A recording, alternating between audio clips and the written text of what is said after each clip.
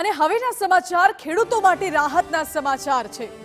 ડુંગળીમાં શું હવે મળશે રાહત? જોઈએ।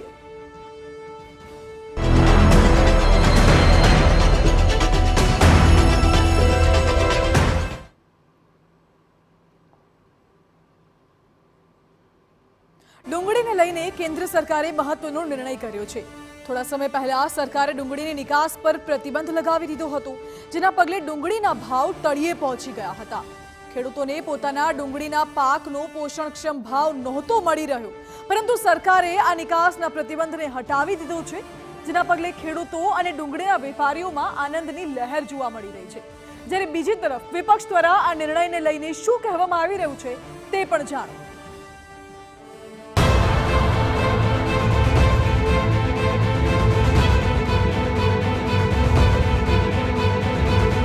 ડુંગળીમાં કેન્દ્ર સરકારનો નિર્ણય, શું ખેડૂતોને મળશે રાહત?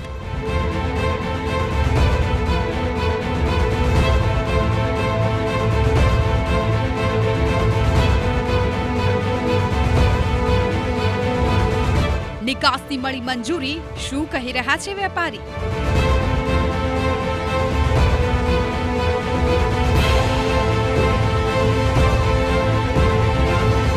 3 લાખ મેટ્રિક ટનની થશે નિકાસ, 50,000 ટન જશે બાંગ્લાદેશ।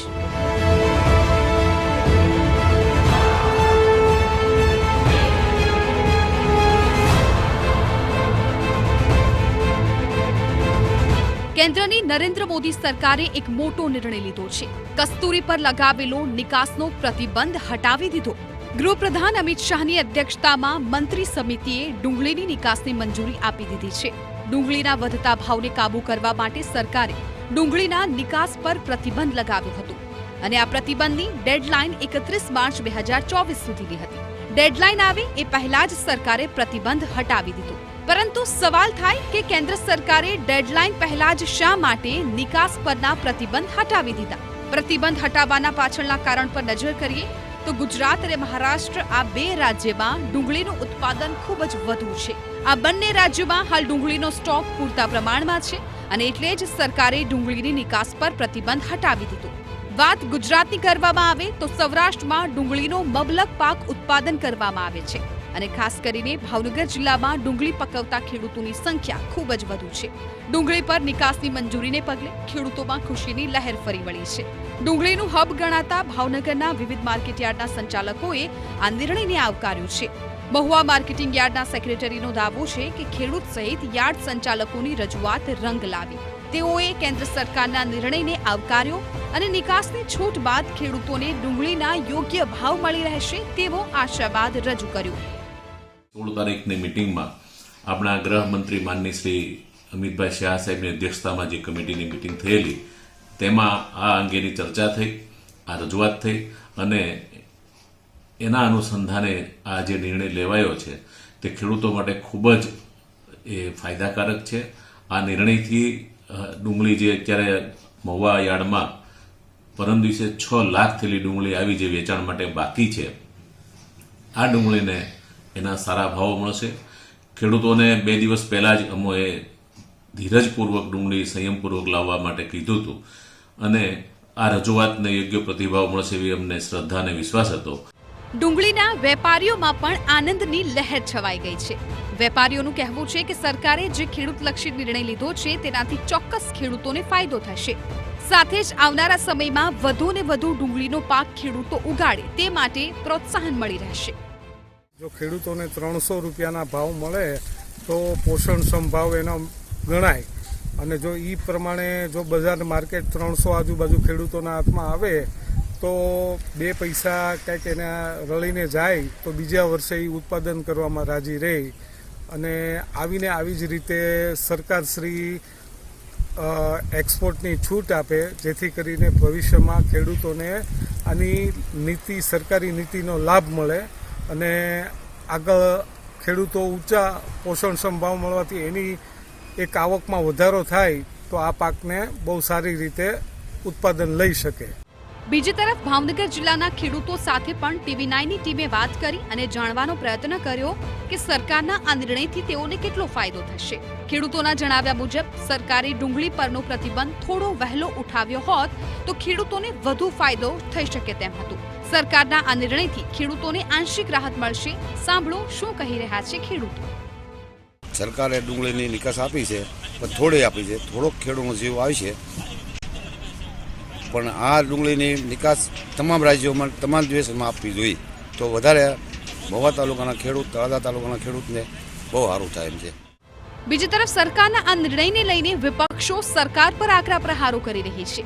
ડુંગળીની નિકાસબંધી હટાવવાના નિર્ણય પર પાલ આંબલિયાની પ્રતિક્રિયા સામે આવી. પાલ આંબલિયાએ આક્ષેપ કર્યા કે સરકારે ઘોડા છૂટ્યા બાદ તબેલાને તાળા માર્યા જેવો નિર્ણય કર્યો. સાથે જણાવ્યું કે 80% ખેડૂતોએ ડુંગળી વેચી નાખ્યા પછી આ નિર્ણય લેવામાં આવ્યો, જેથી ખેડૂતોને આ નિર્ણયથી કોઈ ફાયદો થશે નહીં. જે ડુંગળી 15 દિવસ કે મહિનો દિવસ રહી શકે એમ હોય એ ડુંગળી પાછળ 2 મહિના પછી નિર્ણય લેવાય તો એ સ્વાભાવિક છે કે તબેલાને શું કહેવાય તાળા મારવા જેવી વાત છે. આ નિર્ણય જે આવ્યો છે એ માત્ર 20% ખેડૂતોને ફાયદો થશે. 80% ખેડૂતોએ પોતાની ડુંગળી વેચી નાખી છે. એટલે આ નિર્ણય છે એ વેપારીઓ માટેનો નિર્ણય છે. મેં ત્યારે પણ દાવો કર્યો હતો કે સરકાર છે એ ખેડૂતો પાસેથી જ્યારે ડુંગળી નીકળી જશે, વેપારીઓ પાસે ડુંગળી આવી જશે, પછી જ આ નિકાસબંધી હટાવવામાં આવશે. ખેડૂતોને નુકસાન જાય, વેપારીઓને ફાયદો થાય, એના માટે આ સરકારો નિર્ણય કરતી આવે છે. બીજી તરફ ગુજરાત કોંગ્રેસના પ્રવક્તા મનહર પટેલે સરકાર પર આકરા પ્રહાર કરતા કહ્યું કે સરકારના પ્રતિબંધના નિર્ણયથી ખેડૂતોને નુકસાન થયું છે. હવે માત્ર 3 લાખ મેટ્રિક ટન ડુંગળીની નિકાસની મંજૂરી આપીને સરકાર માત્ર દેખાડો કરી રહી છે. સરકારના ખોટા નિર્ણયો અને ખોટી નીતિઓને પગલે ખેડૂતોને નુકસાન થયું છે. ગુજરાત અને દેશની અંદર 3,16 lakh metric ton 316 lakh metric ટનનું ડુંગળીનું ઉત્પાદન. અત્યારે સરકારે જેને મંજૂરી આપી એ માત્ર 3 લાખ મેટ્રિક ટનને પરમિશન આપી છે. આ પ્રતિબંધ સરકાર શા માટે લગાવે છે અને પ્રતિબંધથી દેશના ખેડૂતોને ફાયદો કેટલો?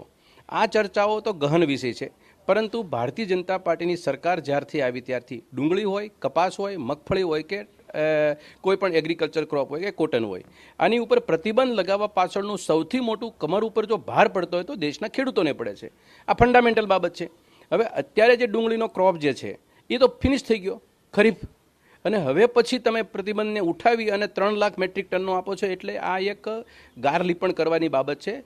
હવે જરા નજર કરો કે સરકારે ડુંગળીના નિકાસ પરથી પ્રતિબંધ હટાવ્યો તેની વિગતો શું માહિતી આપી રહી છે. ડુંગળીના ભાવોને નિયંત્રિત કરવા માટે સરકારે નિર્ણય કર્યો હતો. દર વર્ષે ડુંગળીના ભાવ 7મા આસમાને પહોંચી જાય છે. ગુજરાત અને મહારાષ્ટ્રના ડુંગળીના સ્ટોકને ધ્યાનમાં રાખીને નિર્ણય કરાયો છે. સ્ટોક વધારે હોવાથી નિકાસની છૂટ આપી 3 લાખ મેટ્રિક ટન ડુંગળીની નિકાસને મંજૂરી મળી. બાંગ્લાદેશને 50,000 ટન ડુંગળીની નિકાસ કરવાની છૂટ આપી. આ તબક્કે ભારતીય કિસાન સંઘ એ ખેડૂતોનો પણ એ આગેવાનોનો પણ આભાર વ્યક્ત કરે છે કે આપણા બધાના સહિયારા પુરુષાર્થથી આજે કેન્દ્ર સરકારે ડુંગળીના નિકાસ પરનો આંશિક પ્રતિબંધ ઉઠાવ્યો છે. એ બદલ આ તબક્કે ભારતીય કિસાન સંઘ ગુજરાત પ્રદેશ આ નિર્ણયને આવકારે છે.